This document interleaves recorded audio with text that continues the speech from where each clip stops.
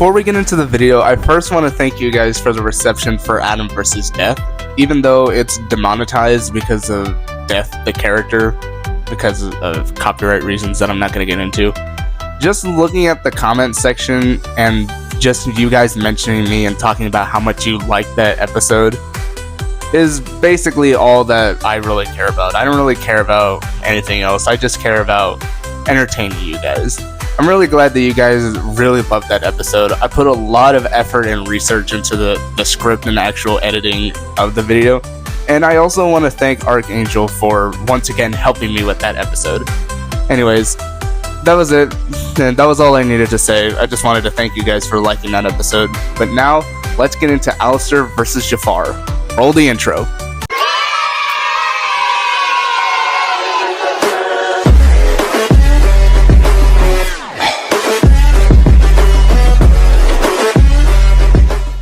Hello everyone, and welcome to episode 5 of HellaVersus Season 2.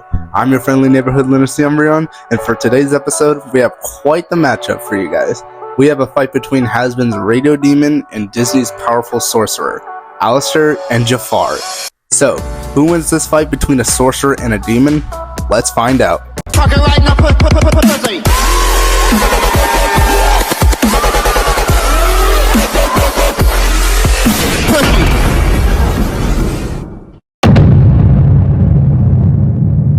Alastor is one of the main characters in Hazbin Hotel. Formerly, he was a radio host and serial killer from New Orleans, Louisiana. Wait, New Orleans? Where have I heard that before? It's probably nothing. Anyways, he grew up in New Orleans before manifesting in Hell as a result of a dog-related incident.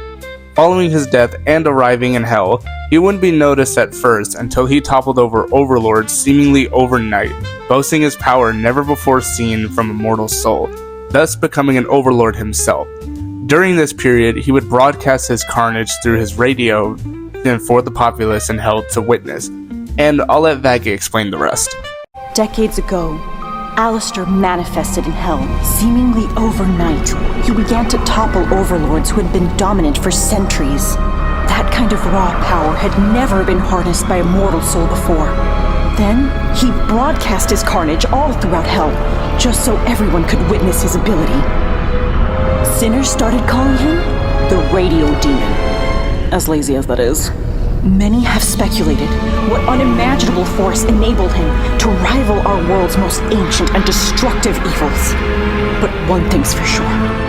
He's an unpredictable source of danger, a wicked spirit of mystery, and a violent monster of chaos, the likes of which we can't risk getting involved with unless we want to end up erased.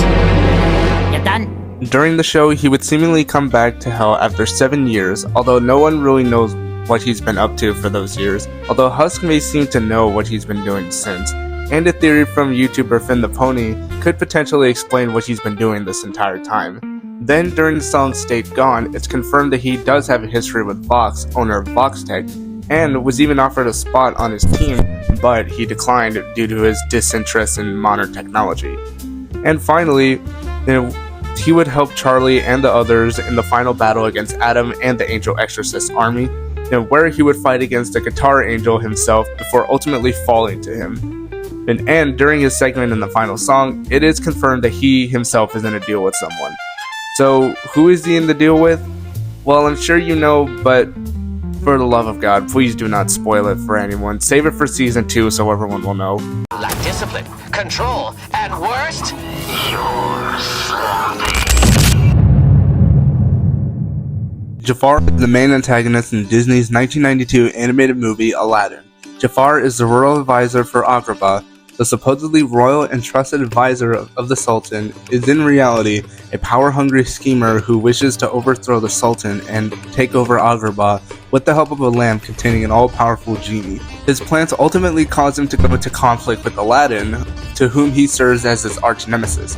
Once he gets his hands on the lamp, he wishes to become the Sultan to rule over Agrabah, in which he does do for a while now, ruling over Agrabah for a short period of time, until he wishes to become a powerful sorcerer, overthrowing the Sultan and taking over Agrabah, before he being tricked by Aladdin into becoming a genie and is sealed into his own lamp before being thrown into oblivion by the genie until he comes back as the genie to take over again in the direct-to-DVD sequel. But obviously we're not going to be talking about that in this video since, as I said in the beginning, we're only looking at the Aladdin movie. Ex-Prince Ali.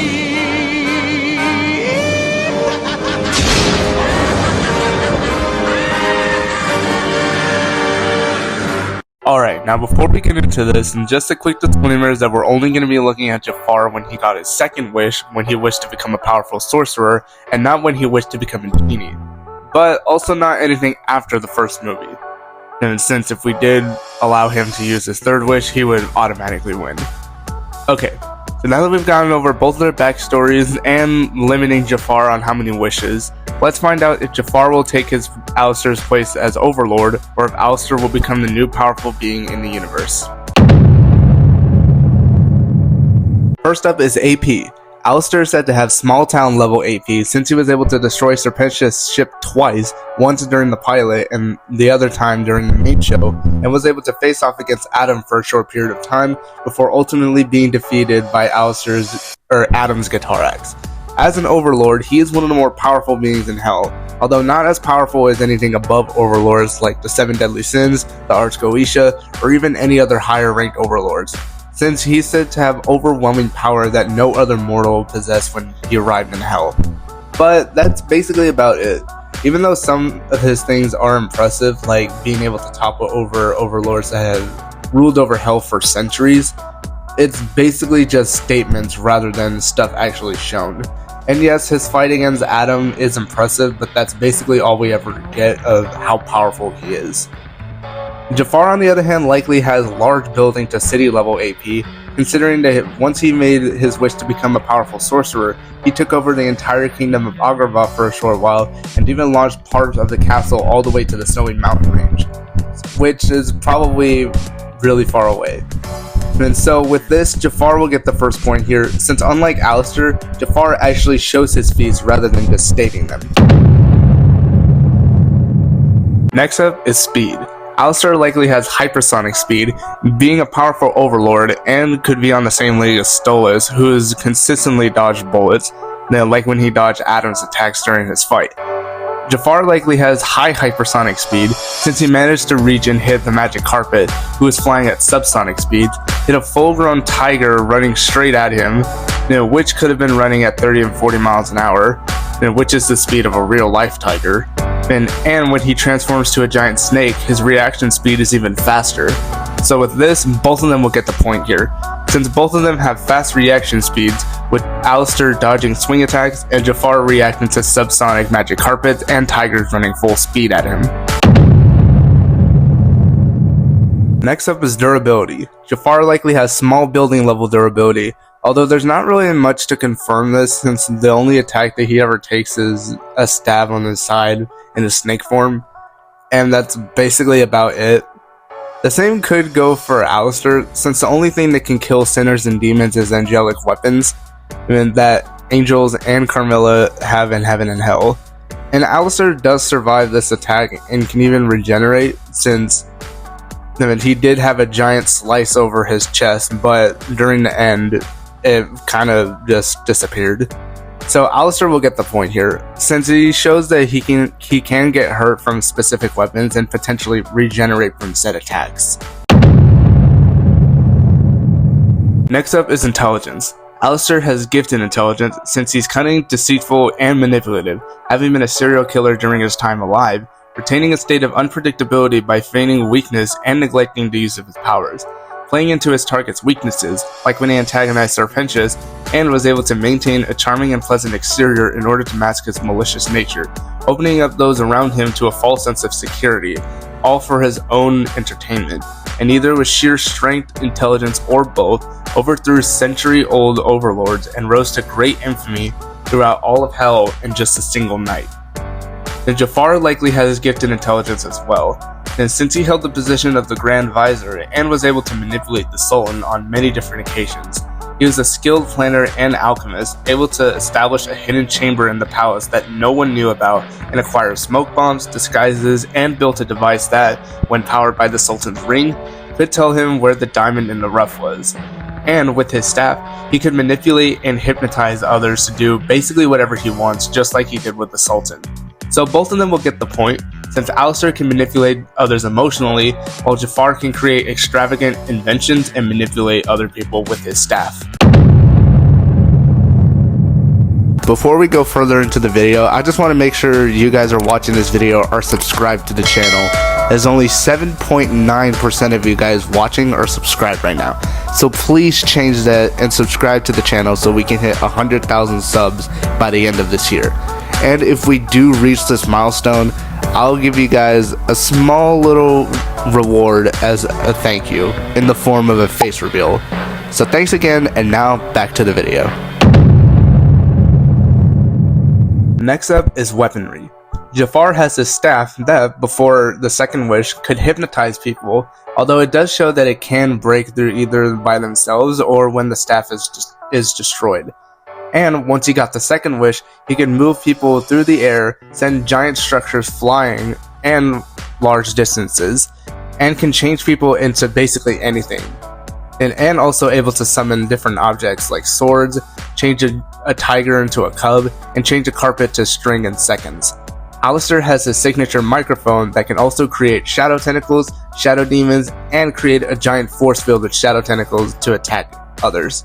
But if the staff is broken, he will lose his powers, just like in the final battle and when Adam destroyed his staff, and isn't shown with it after, so it's likely implied that the staff itself is destroyed, or Alastor could potentially be getting a new one, or just repairing it.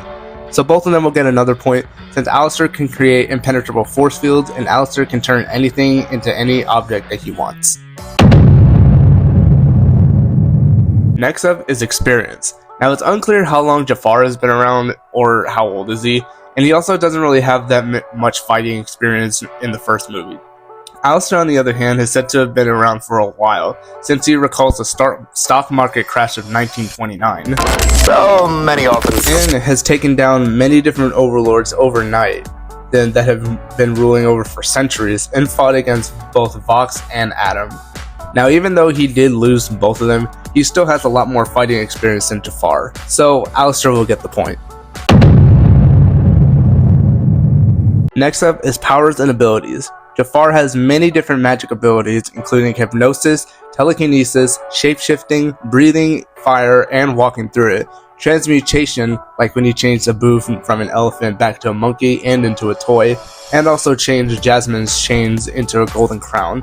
Age manipulation, and since he was able to change Raja back into a kitten. Clothes manipulation, changing Aladdin's clothes back into a street rat clothes. The body puppetry, forcing Jasmine and the Sultan to bow to him, and smoke manipulation, when he generates red smoke. Alastor has possible soul rupture, like when he threatened Husk to tear his soul apart, although whether this is a bluff or to intimidate Husk, or if he actually has this ability, is uncertain. Possible reality warping abilities, since he was able to alter the Hazbin Hotel's logo, change the scenery of the hotel into a ballroom from the pilot, and can create many different objects from nothing. Pyrokinesis, since he was able to light up the fireplace with a snap, materialize fire in the palm of his hand, and combust a fabric into green flames. Darkness manipulation, able to summon a group of shadows and disperse said shadows on a whim. Then we can melt into shadows to quickly move from one place to another, create shadow force fields, and summon large tentacles and shadow minions. Teleportation, technology manipulation, since he was able to distort any type of modern technology, even if it's just a small part of him. Then size manipulation, immortality, and regeneration. And so both of them have a lot of the same abilities, like creating fire, transformation, and can create things from nothing. Since Alastor can create shadow tentacles and changes to his demon form, and Jafar able to change anything into any object and even change it to a snake form, once again, both of them will get a point. And finally, we have weaknesses. Alastor is not the kind of killer that follows or chases people, since he has a strange ethical code against it, and with the fact that sinners can only be permanently killed with angelic weapons, and tacked on with that his cane being the main source of his powers, and that destroying it will severely weaken him. Jafar, on the other hand, has great envy and arrogance and has been deceived for greater power, like when Aladdin tricked him into wishing him to become a genie to have phenomenal cosmic power. So Jafar definitely can be tricked when it comes to being more powerful.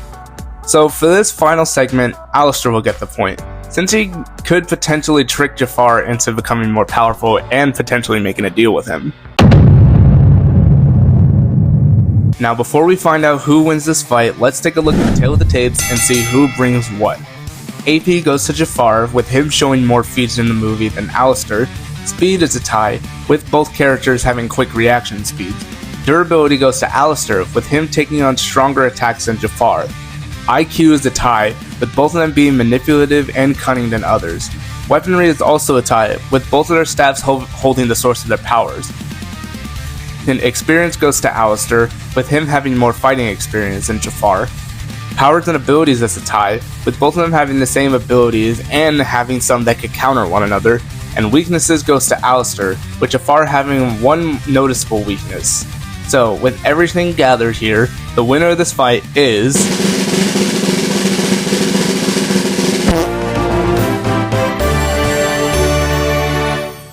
What? Then what do you mean it's a tie? You serious? Okay. Well, you heard it here, folks. This fight would be a tie, since both of them have a lot of different abilities that can counter one another, change into their demon and snake form to basically have a really cool kaiju-like fight. So this is just from me, so you guys can decide in the comments who you think would win this fight. So this fight is a tie. Do you guys agree or disagree? Let me know down in the comments below. And also make sure to subscribe to this channel, like the video, and turn on the bell icon to be notified when a new HellaVersus episode or short gets released on the channel. And comment down below some HellaVersus ideas from you guys. I'd like to hear some of your ideas and make it potentially a short or even a full episode. And stay tuned till the end because the next matchup is going to be revealed. Thanks again for watching this video, and I'll see you guys in the next episode. Peace.